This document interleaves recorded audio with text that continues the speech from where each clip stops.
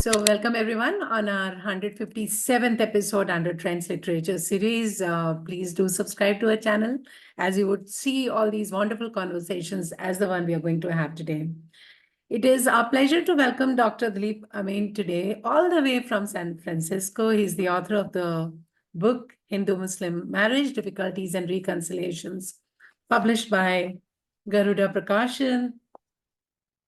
Definitely a great source for anyone who's serious about a date mate from a different faith.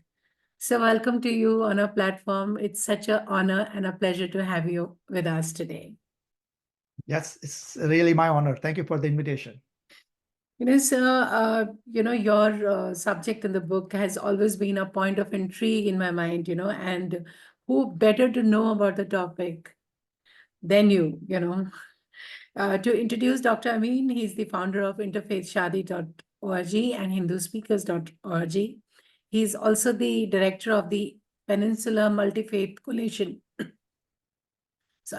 of the San Francisco Bay Area. He's a Dharma Ambassador and was on the advisory committee at the Hindu American Foundation. He's guided 1,200 youth in interfaith relationships over the past 18 years, has summarized his experiences in 4 books. So amazing, sir. That's amazing. What a wonderful line of work. I can say that I'm the only one who has worked on dharmic Abrahamic marriages, and nobody has expressed any interest worldwide. I have done so much dedicated work, and there was so much vacuum I felt I need to fill in. You've done so much of good work because this is a topic which everyone wants to know about. Sometimes they're afraid to ask. They don't know who to go to. And, this has been a point of contest always. Dr. Amin, your book, it really dives deep into Hindu-Muslim relationships. It is based on 45 real-life stories and explores how cultural and religious differences really impact love and marriage. And it also discusses all the latest laws. But what really inspired you to write this book? I know this must be an oft-asked question from you, but we really want to know that. And how did you really select these 45 real-life experiences that you've quoted in the book? In 2006, one of my colleagues, she was Hindu. She married a Pakistani Muslim in America. And she told me every detail inside of what is it going on. And I said, wow, that's pretty interesting, shocking. And I confirm it on Google. When I start talking to the community, Hindu as well as Muslim community, I realized that there is so much misconception. And that is, Muslim thinks that Hindus are kafir, polytheists, idol worshippers. Same way, Hindus have no clue who Muslims are. They know, at least some told me that while Muslims are terrorists and they are love jihadis and all that. See, these kind of discussions it's very non-productive and does not bring any value to anyone. The people in the love, their parents, the whole society. So basically, I'm a scientist. I spent 42 years in corporate life in America discovering new drugs. So I am very methodical in my way of doing it. So I said, let me delve into it. And as a scientist, I need clear data and database decision. So what I did that to start with, I read the Bible, Torah, Quran, Gita, and simultaneously, I guided 1,200 youths in love relationship around the world, all kind of combinations. And I spent 18 years and summarized all those things in this book. So every line is, you can consider a nectar, a really amrit there. So who will benefit? If you are, or you know somebody who is in love relationship, and you will find out that every line will be of useful. And after reading this one, you will find it out, or you will find a way towards your very happy Hindu-Muslim married life forever. Or alternatively, you may find it out that this is not what I expected. Let's call it quit, and you are on your own, and you may save your life. The other thing is that those parents, they need to know it, because parents have no clue the day they find it out, mommy, daddy, I'm in love with Mohammed. They don't know how to articulate, how to talk to their parents. They don't have any clue. So this book will guide you stepwise that to find out that if that person is really appropriate for your daughter or is a religious fanatic. And it's the same way, both ways. I'm not talking about only one way. And also it will be very useful to the society, the people who are in understanding the social studies, and also what kind of world we want to leave behind 50, 100 years down the road. So this book is encompassing so many things. And if you read the back pages of the book, it will tell you all those testimonies, and that will really convince you that, yes, if you are in love, you are in one of those 45. And also it has been translated into Hindi. So if you want to read it in Hindi, it's available for you. So that's a summary. Amazing. But it's 1,200 people that you've guided all across, but you've really put in the story, though you've not taken the names for obvious reasons. They're all fictitious names, but real stories. How did you really finalize those 45 stories out of the 1,200 and even more relationships that you've counseled or you've come across, or, through your website, through your personal thing? How did you really finalize those? And all the stories that I've read, they really are quite intense, very value added. You've taken a very neutral stand. You've talked about it in a very, very fair manner to both the religions. So how did you It has to be. finalize? It has to be. This book is not for Hindu, not for Muslim, it's for society. What kind of world we want to leave behind? And it's my message is about equality. Who don't want equality? And I always advise anybody that when you are marrying to somebody, make sure you have equality. If the other party is not equality, you say, I will put up with for a while, I'll be submissive for a while, and later on things will work out better. It's going to get worse. So it has to be a balance. It has to be love and respect for all, and love and sharing. And if you go by that one, and another important thing is never fake convert. Let's say you are Hindu, you met a Muslim and want to convert to Islam. I said, go for it. I'm the first one to endorse it. But do you really understand what conversion into Islam means? Or Muslim wants to convert to Hinduism. What does it mean? Are you really ready for it? So my job is not to help decide for what is right for you. It's your job. I will just walk you through stepwise. And in book, I have that 10 points of 10 points, Yes. what to ask to Muslims, 10 point was to ask Hindu. Yes. And you sit down and discuss upfront. Don't listen to your parents, what they are trying to impress you. Don't listen to your imam, pandits, whatever, because it's your life. You will be living with that person. So you make fully informed decision what is right for you. And this book will help you.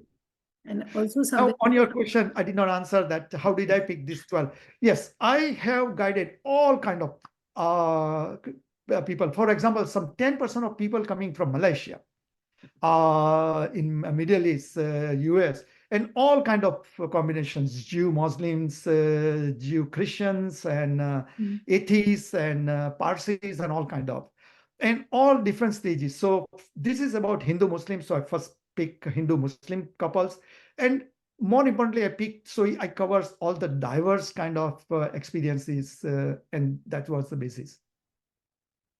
So, how was it? I know you've mentioned that. What was going in your mind to have a very, very balanced view without criticizing any religion? When you're also reading such texts, or when I was supposed to also interview, one thing which was really crossing my mind, how did you really balance it out? It was to have that mindset and balance it and then put it on paper, keeping the world order now in mind. How was it for you, and how challenging was it for you? Ideally, everybody has their own bias, and I want to I want to do these things. I came to America in 1977, long time before. I have 2 boys, 35 and 40, very successful people over here. And they are the one who taught me. Because I try to tell them that, look, beta, do this way, that way. Doesn't make sense. Tell me what. Because these are American kids. They will talk, very respectfully. but explain me. And parents realize that you don't have a good logic. So slowly and slowly they train me that unless you have a balanced, well-informed, thoughtful ways of articulating things, it doesn't stand. So if I cannot convince my own Hindu boys, how can I convince somebody else? And again, even to most youths I talk to from India, and I realize that they don't want to hear the partiality. If you say that, look, those Muslims will do those things, or you tell Muslims that, look, Hindus will be idol worshipping and all that, the people who talk to me, they are very professional. I mean, they are some working for multinational companies or highly professional people. Maybe they are in love, but other than that, they won't come to me. So if they are such a professional people, and again, this is a website. If I talk to any irrationally, they will move to next website. So I have to be very balanced. And other advantage I had it was I was on a very website where everybody can read it. And there were many Muslims and Hindus and so many people. As soon as I say something, the party says, then I add my stuff. And then all of a sudden, everybody will want to share that. Many of them will challenge, admin, how can you say these things? And I'm proud to say that on the website, any statement I have done, I have defended myself fully. And that has been doing for last 18 years. Everything is writing, everybody can read it. And that helps me. And I realize that we have to give a balanced message. Then only it will be useful to anybody, including to Hindus. Very right, because the kind of way people have defended or countered, and then the admin comes in and writes. That is the beauty of the book, and I'm sure that is the beauty of the website that you've been running from the last 18 years and made a difference in so many people's life. Having said that, I know 10 points you mentioned about Hindus, 10 points. You've put it in a very comprehensive manner that way. But if I may ask, I've read the book, but for the people here, so what are some of the most key challenges you think people in any Hindu-Muslim relationships really face based on the studies that you've given? Number one item, what will be the religion of children? Yes. If any of them is exclusively supremacist, there is only one God and that's my God, your God is the wrong one. The discussion will go for a while and then they will say, no, but which religion children will be raised? I say both children will be raised in both the religion, 50-50. You cannot ask 51%, nor I will let you submit for 49%. Everything has to be 50-50. So if you follow this rule, if the other party is religious fanatic, he or she is going to walk away. 50-50. I was very, very happy with Kareena Kapoor and Saif Ali Khan. I thought that was a 50-50 marriage. Saif Ali Khan's prior marriages to Amrita Singh, she changed her name, converted her to children's names are all Muslims, raised Muslims, 100% one side, 0%. Now Saif is a new enlightened person, so I was very happy that Kareena did not change her name, nor they did not have an Islamic nikah. She was not converted. So I was very happy. In my first version, I wrote, it's an admirable act. But then Taimur and Jahangir, Jain, names, that's not equality. What Saif Ali Khan did he did a safe skip generation conversion. He realized that Kareena cannot be converted. So he says, okay, I will skip Kareena. I will harvest the future generations. I cannot believe Kareena being so proud. Why would she not say that, well, you have one, I want to have one? Not that she care for any name what is given, but to prove that the other party is not a religious fanatic, to prove or to give a message to other Indians. What new generation girl will learn from Kareena? To be submissive like she is? Unbelievable. So my message is, can children be raised in two faiths? It's immediately I have seen that the Christian, Muslims, Jews over here in America, I always deal with them. Right away, they ask the question that, oh, no, children will get confused. I said, Barack Obama, his father was Muslim, mother was Christian. I don't think he was confused person. At age 22, he decided that he wants to be baptized and be Christian. So be it. Decision of the religion it has to be children's decision at age 18 plus. At age 6 months, baby, you baptize it to put a religious step on the child that now this child is a Christian, or you circumcise, having a bris ceremony for Jews or sunat for Muslims. What you are doing, you are putting an irreversible stamp on the child that this child is this or that. Did you ask the child? How are you going to put the skin back? So point is, if you are independent person minded, and everybody should be in India, why not? You should demand for equality. If the party says the children will get confused, tell them that no, children. I've seen so many Hindu, Jains, Sikhs, they take one day to Gurudwara, other day to Derasars, to third day to Mandir. Children, I never heard that expression that children will get confused. Yeah, they do 60% of one and 40% others. So be it. So the concept that children will get confused or children cannot be raised in two faiths is the Abrahamic thought. Those are supremacists, exclusivists. They want to dominate this relationship like Saif Ali Khan did it, and they cannot tolerate this equality. So if you can solve that one problem, you know that the other party is really, you don't have to worry, nothing. What an amazing take, because this is something I'm sure people don't really look at, that what religion, what will happen to the children's name, how will they do it later. I think that's really a point to really ponder and think about. But add to it, you have to look all the 10 points. You have to know that even after death, problem don't end. Okay. Let's say your child, let's hope not, but interfaith child dies. How the child will go? Whether it will go by Hindu ritual or a Muslim ritual. Only one way you can do it. You cannot have equality. So that also you have to discuss. And then what is the solution?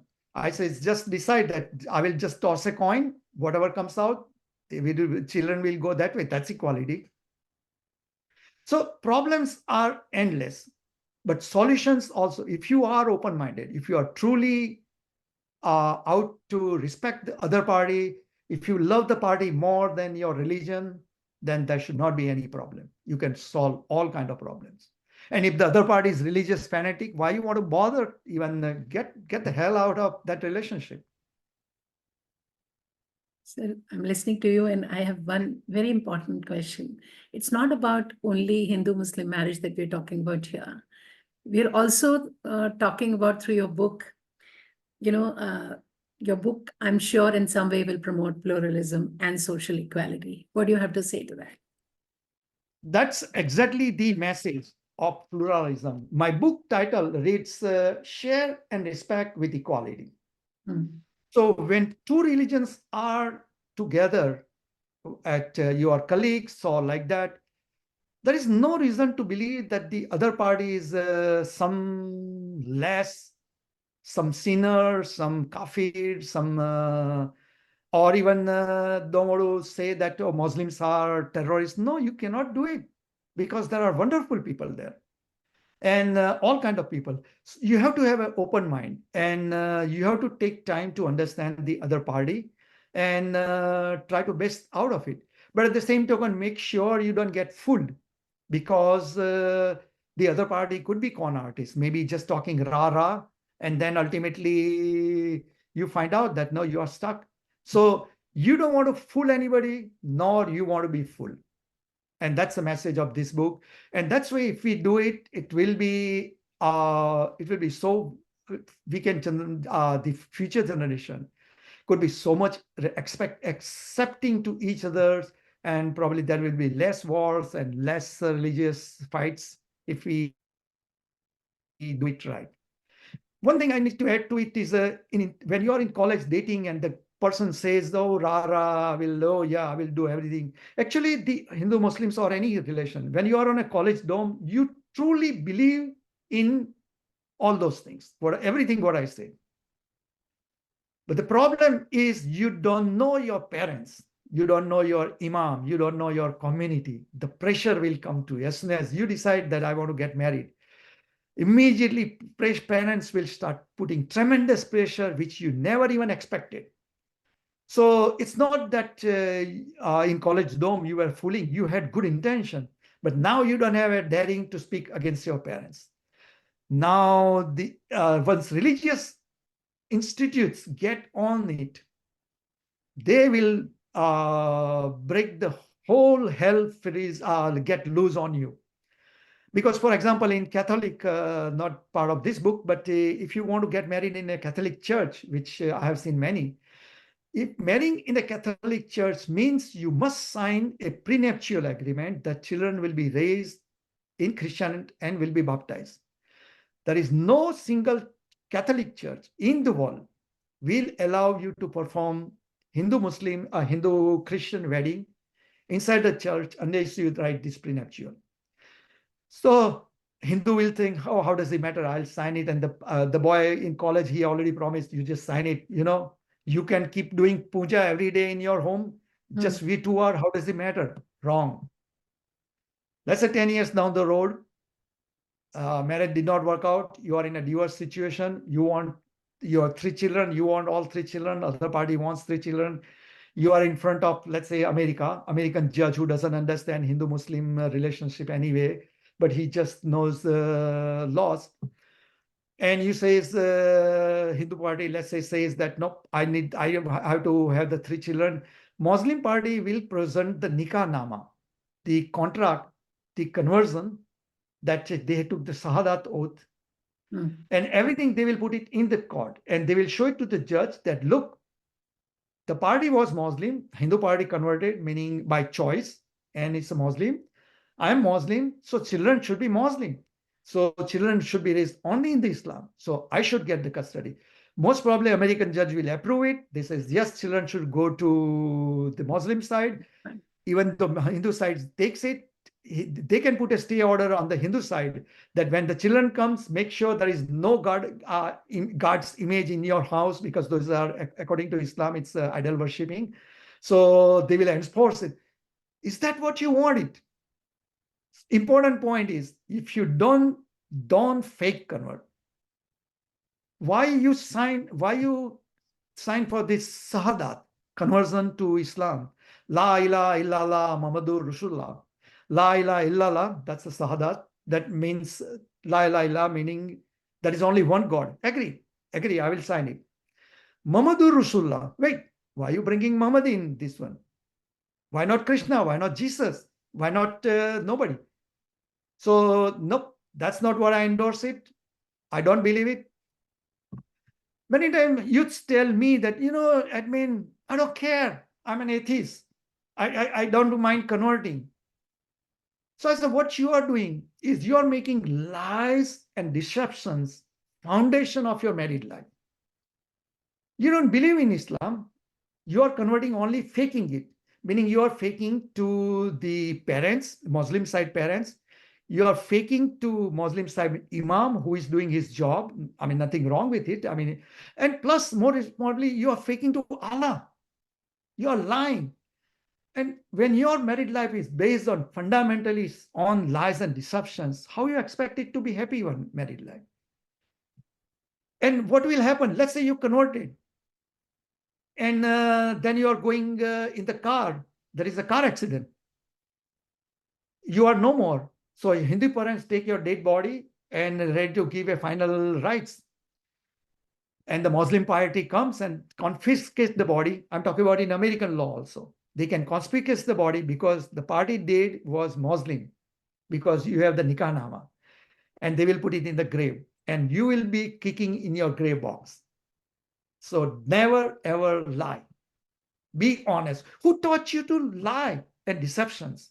Be honest. This is what I am. This is what I believe. And that's what it is. So if you be honest, which I hope I'm not telling anything new, that's a way to be happy in life. So that comes to, I come to that question that, many countries, including India, have laws like special marriage acts. which allow interfaith marriages without any religious conversions.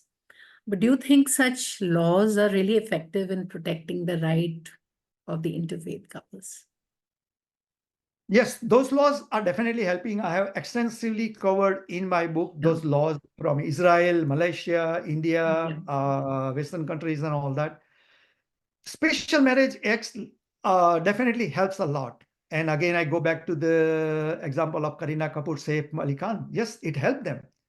But I don't know why Kareena Kapoor decided, or there was an agreement to begin with, why she took a submissive position. I don't understand. So laws are there, but you need my book too. So you need to understand what are the consequences. And don't be emotional, you have to be cut and dry. When you are in love, and if you wish your love be happy even after 70 years of married life, you need to make fully informed decision. Very well said, sir.